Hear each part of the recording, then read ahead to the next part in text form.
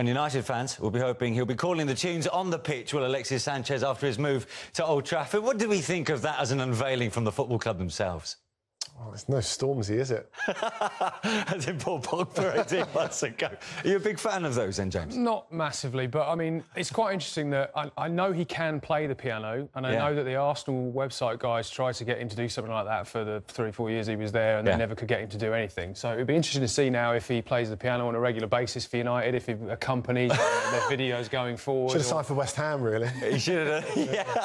I think we can safely assume that he didn't play the piano when it came to that little advert there. But look, listen.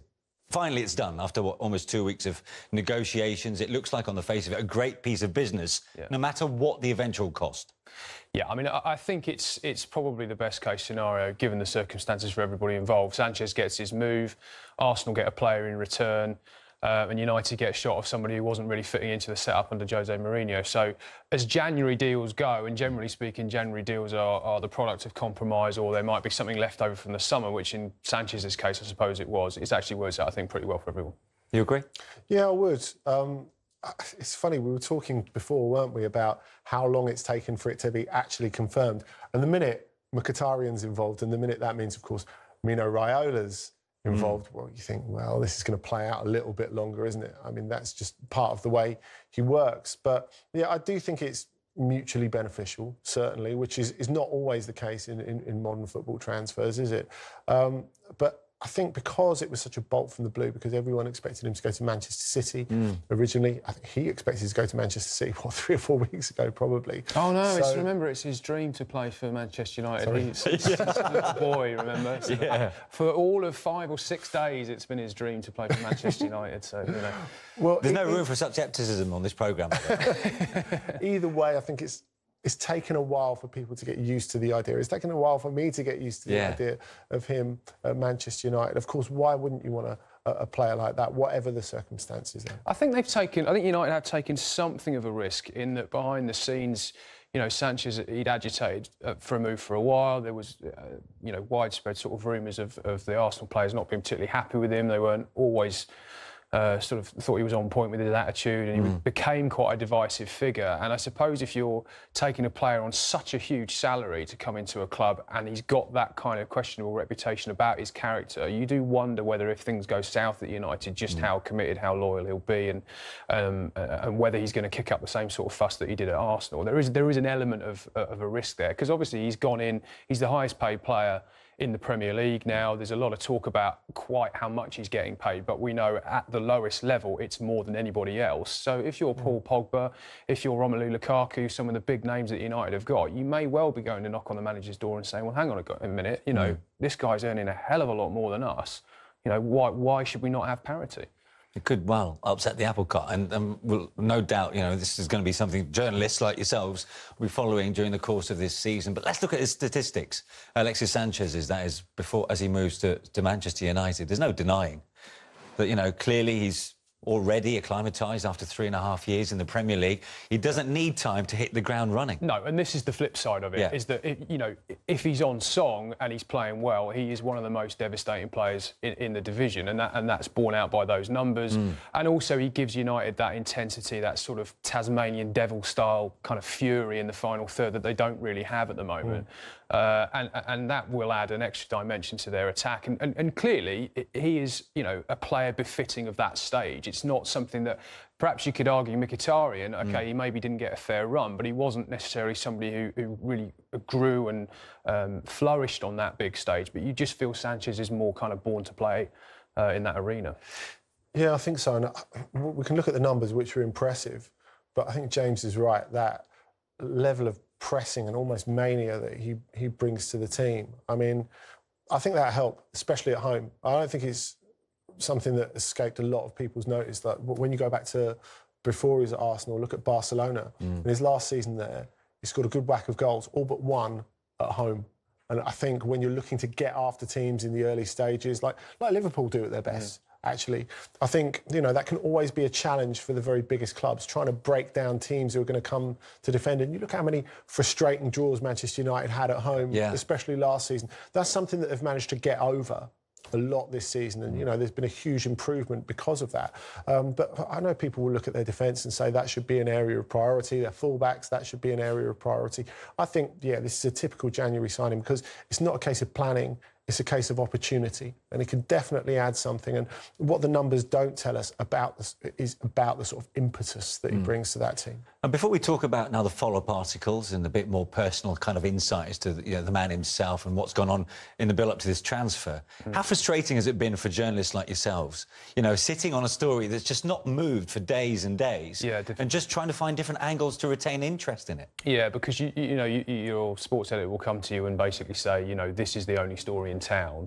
We need not only a news story on it as to take it on, but also we might want a spread or a read or some kind of analysis of a transfer that basically hasn't happened yet. And, you could jump the gun, write a piece, the deal's collapsed and you look silly. So last week particularly was a challenge. I mean, it was particularly because the negotiations were really stalling over 2 points. One was Mino Raiola's fee, and the other one was that Arsenal were trying to put a fee into the deal and make it a cash plus player deal. So right sort of through the middle of last week, they were trying to get 10 million out of United on top of Mkhitaryan. Now, obviously, that hasn't happened in the end. So you might argue they failed in regards of what they were trying to get to maximise the value of Sanchez. But in the end, because Aubameyang's come along and they're looking at trying to do maybe one other deal aside from that, I think they've thought, right, this has dragged on long enough. Let's put all the journalists out of their misery. Let's get it done and move on. Yeah, and to some relief, dare I imagine. And, we can see some of the headlines here in terms of the deal being done. Inside story of the Sanchez deal. This was in The Independent, and we can have dig a bit deeper on this. It's Miguel Delaney's piece in The Independent. He talks about what has been, at the end of the day for Manchester United, what he describes a stunning piece of opportunism. It's surprising, really, in terms of the details that go on in terms of the move itself. It talks about that the deal has been played out publicly in some respects, but how United were never in the running for a long, long while. City have been after Sanchez for the best part of a year. One thing hard to dispute in the story of this sensational deal is that, according to many accounts, United could not believe their luck. This was some surprise that this could actually be done. City pulled out, United pushed on, eyebrows raised, but also excitement raised. They realised that this was actually possible. And it talks about what went on behind the scenes. Sure, they contacted Sanchez's camp. I mean, that was back in early September. And they were just given this that little bit of encouragement as well as some figures. And then they came back in December. Then it was really then to find out that that was really the possibility of this happening. Even last week's pitch was initially seen as somewhat speculative and opportunistic. Yeah. This is a deal that's almost landed in United's lap. There was always an element, even through I mean, it's easy to say this with hindsight because I'm not saying... I think everybody thought he was going to City. I thought he was going to City. I'm not saying that... Well, every journalist we had on this programme said it's a done deal. Yeah, but what there was there was always a dialogue. The door was always open to other clubs. So they were talking. They were happy to talk to Bayern, although the wages became prohibitive for them. Paris Saint-Germain were always kept in the loop. And there was somebody who reached out from Sanchez's camp to United a couple of weeks ago to kind of say, look, this isn't the done deal that everybody says it is. What can you come up with? And clearly they've put together a financial package that blew City out of the water, and City made the decision, which I think was quite interesting given that they were happy to commit £60 million as a transfer fee and a considerable wage, 4 or 5 months ago. They've now decided that the deal's become too expensive. I think Gabriel Jesus' injury not being as severe as they first thought was probably the key in that. And I think you have to look as well at the atmosphere that Guardiola has created at Manchester City this season. And, you talked about Bayern there. I mean, of course, the wages were prohibitive. Maybe that could have been changed with a big signing on fee or something if he'd have ended up being free. But the reason that Bayern would have definitely been out is the way that Sanchez has been seen to behave over the last probably 6 months. Yeah. Because, I mean, Jupp Heynckes gave a press conference before Bayern's game at the weekend. He was talking about Pierre-Emerick Aubameyang, who we'll come on to talking to in a minute, and Ousmane Dembélé, who, of course, kind of went on strike before he left Dortmund for Barcelona. He said, I'd never want a player like that playing for Bayern. He said, who knows that they won't do it to you. And what's been created at City, this sense of togetherness, this sense of everyone feeling important within not an absolutely huge squad, I think that's really important. I think if you're Manchester City, I mean, Guardiola's not a guy like Wenger who's he's used to working with a director of football and a team of football people. He might identify a player, but he's not going to do the nuts and bolts. He's not going to be involved in a transfer or want to get involved in a transfer like Arsene Wenger is. He's not a guy who looks at the club's money as his own, as Arsene Wenger seems to so much. So it's not just about money with Manchester City. I think Guardiola's had a little look and think he's not the guy for us right now with what we've got. I think that's true for Sanchez as well. I mean, what we've learned about Sanchez in his time as England is that he's got an ego. And that ego is far more likely to be massaged at United by Mourinho than it is by Guardiola at City, because of the philosophies of the two clubs, because of the way those two manage, and just where they are in their games at the moment. You know, United are struggling to catch up with City, and they play. We were talking about it earlier. You know, they play as individuals, and Mourinho at the moment, United's philosophy seems to be, let's get as many top individuals on the pitch as we can, and one of them will do something. There's not the same cohesion about them as there is about Manchester City. And also, I think Sanchez probably thought, do you know what? Do I want to be rotated? Am I going to play every week? Aguero might go in the summer, so maybe I'll play more next season, but I've got 6 months of uncertainty, and even then they might not sell Aguero. So do I go there where I might be rotated and frankly his ego might not get massaged every week, or do I go to United where I am the star and I get to play the piano? But by going to the highest bidder, he's opened himself up to accusations of being a mercenary, and he clearly bit back at those comments made by Martin Keown, former legendary centre-half at Arsenal, of course. You can see the headlines there clearly. On the sports supplement of the Daily Telegraph. I'm not a mercenary. Sanchez hits out at his critics after £600,000 a week deal makes him highest paid player in Premier League history. Is he a mercenary? You know what? If he wants to be paid well for his efforts, if he wants to get what he can from his last major contract, which is what this is, I don't have a problem with that. I think that's completely fair enough. And, you know, loyalty is a two-way street. If he wasn't doing it for a club, they would have no hesitation in getting rid of him at all. Talking of the last 6 months, as James was just going back to that, what I think's interesting, an interesting factor in like the medium-term landscape of the top of the Premier League. Obviously, Manchester City are producing, you know, what could be a once-in-a-lifetime season. Maybe they're going to embark on a period of sustained dominance. I tend to think that the Premier League is a little bit like the NBA because you've got so many big dogs. Like a period of dominance might be 6 titles in 20 years or something. I don't think City are going to go on and win the league like 4 or 5 years in a row like you've seen in Germany or Italy or somewhere like that. Where United could well be in next season, I know people will talk about the long-term viability of the deal. Sanchez is great for now, but also Chile aren't going to the World Cup. No. And I think with the sort of way he plays, he never spares an effort. And, you know, people call Carlos Tevez a mercenary, but he put everything into every second of every game he had for West Ham, City, United, and later Juventus, not to mention what he's done at Boca Juniors, of course. I think you're looking at the start of next season, and the start that City had last season, maybe Alexis can engineer something like that for United at the start of next season. After he spends a summer very, very well rested, he goes at it hell for leather at the start of next season, and maybe United get a really good start to 2018, 2019. The term mercenary is an interesting one. I mean, it just talks about somebody clearly more obsessed with the money factor of things, but also that of being quite a maverick, and there's been talk of him being a disruptive influence at Arsenal.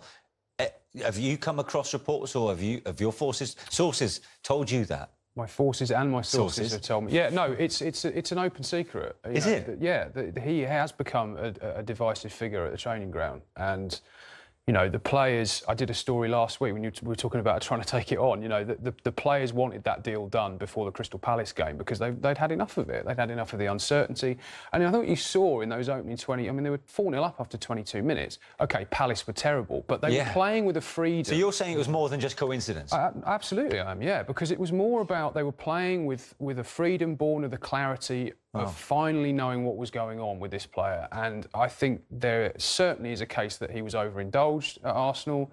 I think some of the players thought that, absolutely. I think if he was completely a mercenary, he'd have gone to China. You know, he could earn more. If it was just solely about money, he could have gone to China and probably earn even more than he's going to get at United.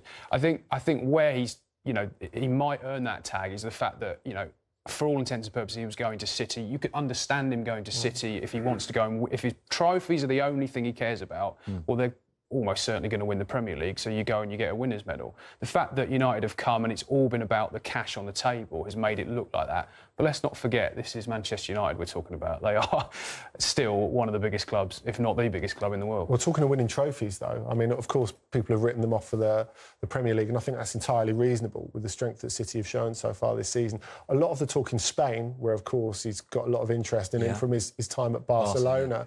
A lot of the newspapers around Sevilla, especially Estadio Deportivo, the main Seville sports paper, has been saying, oh, no, I can't believe this. We're playing Manchester United in a couple of weeks, and now Alexis has been thrown into the mix. So, you know, at the end of the season, what will people say if United go on and win the Champions League? They won't be saying he's a mercenary then. No, they won't. We just have to move on. Because Alexis Sanchez gets his dream move. What about the other half of the deal? Armenian Henrik Mkhitaryan goes in the opposite direction and, according to the man himself, fulfills a long-held ambition of his own. Well, Henrik, there's been a lot of talk, a lot of rumours. You're finally an Arsenal player now. How does it feel? I'm very happy. Yeah, we could finish this deal, and I'm very happy to be here. It's a dream come true because I've been always dreaming to play for Arsenal, and now I'm here. I'll do my best for this club to create a story. I want to take you back to 2009. It was there in an interview with UEFA that you said one day you wanted to be here at Arsenal. Now you are, but why was it back then? What was it you liked about the club? I always loved the way that Arsenal played, the way that Arsene Wenger has managed the team. They had a lot of young players and he was managing them, and they were doing very good. And of course I was in love with the game of Thierry Henry. I loved the way he played, and maybe that was the reason to support Arsenal. Well, Arsene Wenger himself says he's maybe lost a world-class talent, but he's acquired one at the same time. Is he looking to get more of what he feels is more of a team player and not quite so disruptive, as we've already spoken about with Alexis Sanchez? Interesting sideline to that is Mkhitaryan speaks 6 languages, so therefore can be more involved in the dressing room, as opposed to Sanchez, whose English, you know, wasn't particularly good. No, well, I mean, I cover Arsenal most weeks and I've never spoken to him. He never did an interview. Alexis Sanchez did a couple of interviews with broadcasters.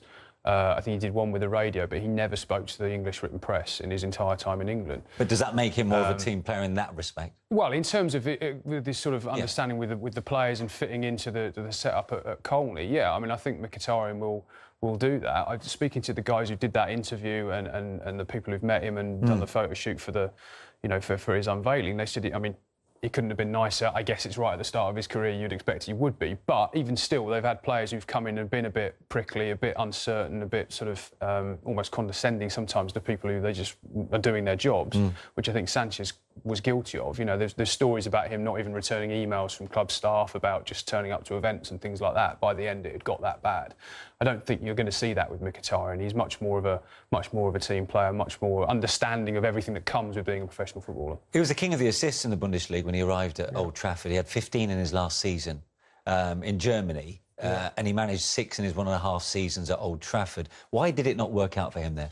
Well, I think that's what you've got to ask yourself. The fact is, he was a very slow starter at Dortmund, and Dortmund would have happily sold him on at the end of his second season in the Bundesliga at probably a 10, 15 million loss. They were actively trying to shift him. They couldn't get him to go, and he had a brilliant third season there, after which he took control of things and obviously forced the move to Manchester United. That's the aspect of this that interests me. Obviously, part of the delay that we were talking about before is Mino Raiola, of course, wanting to be an important figure in the transfer. But it's also Mkhitaryan wanting to be self-determining, I think, because he was someone who forced his way out of Shakhtar Donetsk to go to Dortmund, and he forced his way out of Dortmund to go to Manchester United. This is a move where he hasn't necessarily been calling the shots. He's been very much, at least from the start, has he been forced the out? Secondary part. Well, I think he's been encouraged out, certainly, which is different. Of course, he could have stayed, but if you know you're not going to play, well, what's the point, really?